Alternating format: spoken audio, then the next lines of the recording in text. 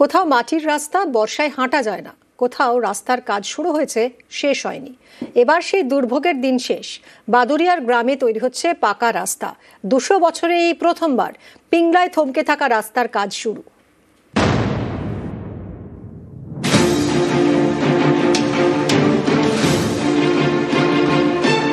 উত্তর 24 পরগনার বাদুড়িয়ার রামচন্দ্রপুর উদয় গ্রাম পঞ্চায়েত।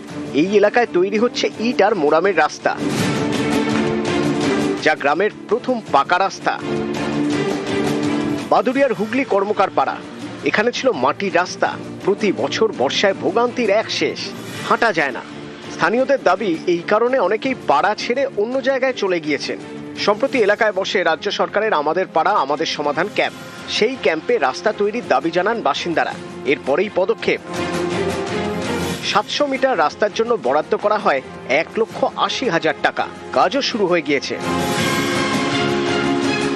এটা সম্ভব হলো পাড়ায় সমাধান মাননীয় মুখ্যমন্ত্রীর যে একটা প্রকল্প এসছে, সেই প্রকল্পে আমরা পাড়ার সবাই মিলে সেখানে যাই এবং আমাদের যে মেম্বার আছেন ওনার সহযোগিতায় এবং মুখ্যমন্ত্রীর পাড়ায় সমাধান প্রকল্প কারণে আজকে এই রাস্তার কাজটা বাস্তবায়িত হয়েছে এবং আমরা সবাই খুব খুশি। আমাদের জননেত্রী মাননীয় মুখ্যমন্ত্রী যে প্রকল্পগুলো ঘোষণা করে, সেই প্রকল্পগুলো দ্রুত কার্যকর করার ব্যবস্থা করে। এটা রাস্তা আগস্ট মাসের 2 তারিখে পাড়ায় সমাধান প্রকল্প নিয়ে আসলো, আর এখনই কাজ শুরু হয়ে গেল। পশ্চিম মেদিনীপুরের পিংলা, এখানকার বারগোকুল এবং দুজিপুরের মধ্যে 4 কিলোমিটার রাস্তা দীর্ঘদিন ধরে বেহাল।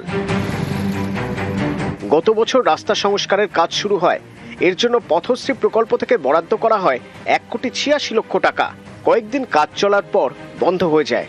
সম্প্রতি এই খবর দেখায় নিউজ 18 বাংলা। এরপরেই পদক্ষেপ। থমকে যাওয়া রাস্তার কাজ শুরু হলো পিংলায়। বকুলপুর থেকে বেলার পর্যন্ত যে রাস্তাটি হওয়ার কথা ছিল, সেই মতো অবস্থায় ওই গুটি ফুটি পড়েছিল। বর্তমানে কাজটি শুরু হয়েছে। নিউজ 18 বাংলাকে আমাদের এই গোকুলপুর গ্রাম বা এই সমস্ত পথযাত্রীর পক্ষ থেকে অসংখ্য ধন্যবাদ জানাই। নিউজ 18 বাংলা।